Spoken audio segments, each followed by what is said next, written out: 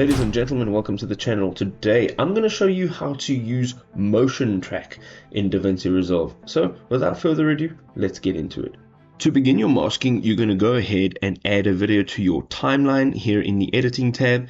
We're going to go over now to the Fusion tab. Now, once we're in the Fusion tab, we are going up to Effects, making sure that your Effects tab is open just by tapping it up over here on the toolbar. We're going to look for the planar tracker, and we can just dial it in over here in the search bar. So once you click on it, it will be automatically added to your nodes, and it will be added to your video essentially. On the right hand side, you want to click on Inspect. This will open this menu that you see here, and you want to make sure it's on controls, and here we're going to look for tracker. We're going to move it to hybrid point/area, and the motion type, we want to make sure that it's translation. And from here we're going to go ahead over onto our video. We're going to hold in control and use our mouse wheel just to go ahead and zoom in.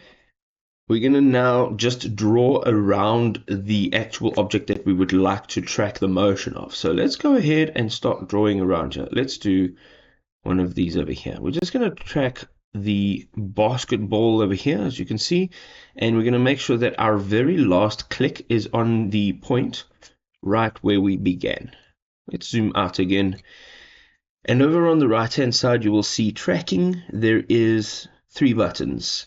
There's a track to start, so if you've started your video within the middle of your video and you'd like to track from the beginning, you'd start with this button, and this one over here you are going to track from the current point to the end of the video. So once you're done, you're going to go up to operation mode. You're going to just change this track to stabilize, and you're going to click on compute stabilization right over here. Once you're done, you can go jump into your edit tab again and you can complete your edit.